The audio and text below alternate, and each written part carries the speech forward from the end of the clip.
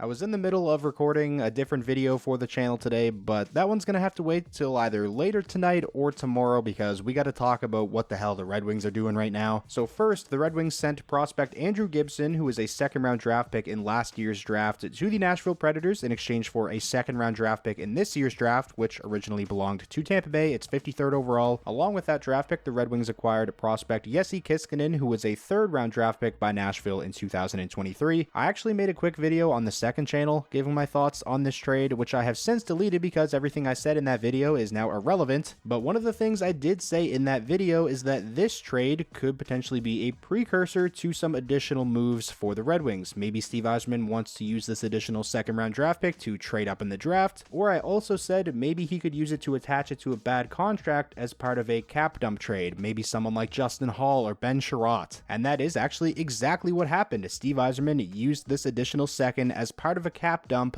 but it wasn't involving Ben Sherratt or Justin Hall or even Jeff Petrie. The Red Wings have traded Jake Wallman along with the second rounder they got as part of the Gibson trade to San Jose for future considerations. I understand that the Red Wings had a logjam on the blue line and that Steve Yzerman was going to be wanting to get some extra cap flexibility heading into free agency, but Jake Wallman being the casualty of this, I mean, what are we even doing here? Him being traded in and of itself is surprising, but the fact that the Red Wings actually had to attach a second round draft pick just to get San Jose to take on the remaining 2 years of his contract is mind-bending. The same San Jose Sharks team that just recently took on the remaining 3 years of Barclay Goodrow's contract for free. They claimed him off waivers. They didn't get any draft compensation. So basically what you're telling me is Jake Wallman with 2 years left at $3.4 million is more of a negative asset than Barclay Goodrow with 3 years left at whatever his cap hit is. I'm in absolute shock right now. When I first read this trade, when I'd seen it pop up on my Twitter feed, I thought the Red Wings were the team getting the second round draft pick. I get Jake Wallman had a bit of a down year defensively, but I mean, who on the Red Wings blue line didn't? This is a guy who in the 2022-23 season was easily the second best defenseman on the Detroit Red Wings roster. He looked fantastic playing alongside Moritz Seider. That summer, the Red Wings would sign Jake Wallman to a 3-year extension, and it looked like Seider had his partner for the next 3 seasons. And now just 1 year later, he is a cap casualty. Meanwhile, guys like Ben Sherratt, Justin Hall, Olli Maatta, and Jeff Petrie are still on the roster and signed through next season. This better be the first move in what is a complete overhaul of the Red Wings blue line. If not, and guys like Sherratt, Hall, Maatta, and Petrie are still on the roster come next season, I mean, Moritz Seider's back may break trying to carry that blue line. Overall, just really disappointed by this trade. Obviously, we have to wait and see what Steve Yzerman decides to do with this newfound cap space and roster spot. But right now, I mean, this move doesn't look great for the Red Wings. I think this is a fantastic move for San Jose, obviously. Jake Wallman is a very solid two-way top 4 left shot defenseman who has an absolute cannon of a shot. In my opinion, $3.4 million for the next 2 seasons for Jake Wallman is not an overpay at all. I think that is a very fair contract, and depending on how Jake Wallman performs in San Jose over the next year